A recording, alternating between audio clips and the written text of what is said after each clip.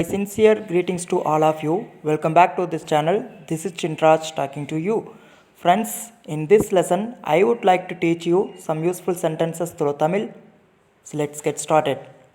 First one in our list is, why are you suspicious? Why are you suspicious? நீங்கள் ஏன் சந்தேகப்படுகிறீர்கள்? நீங்கள் ஏன் சந்தேகப்படுகிறீர்கள்? And next one, don't ask me where I'm going when I go out. Don't ask me where I'm going when I go out.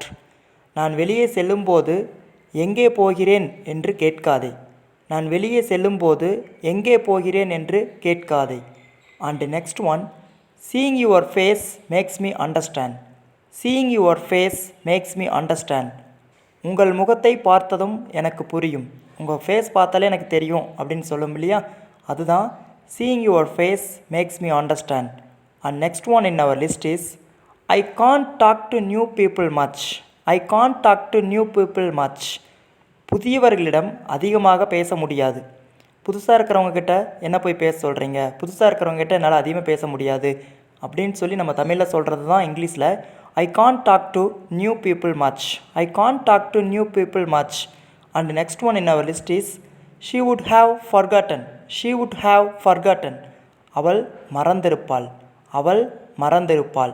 And next one, I don't remember unnecessary things. I don't remember unnecessary things. எனக்கு தேவையில்லாத விஷயங்கள் நினைவில் இல்லை. எனக்கு வேண்டாதெல்லாம் என்கிட்ட மைண்டில் இல்லை அப்படின்னு சொல்கிறது தான் I don't remember unnecessary things. And the next one in our list is, he is looking to undermine me. He is looking to undermine me.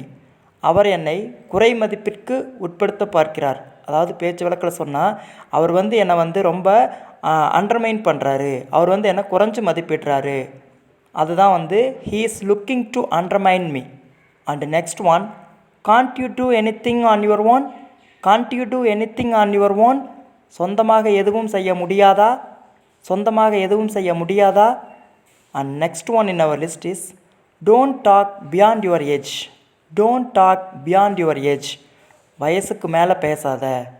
வயதுக்கு மேல் பேசாதே.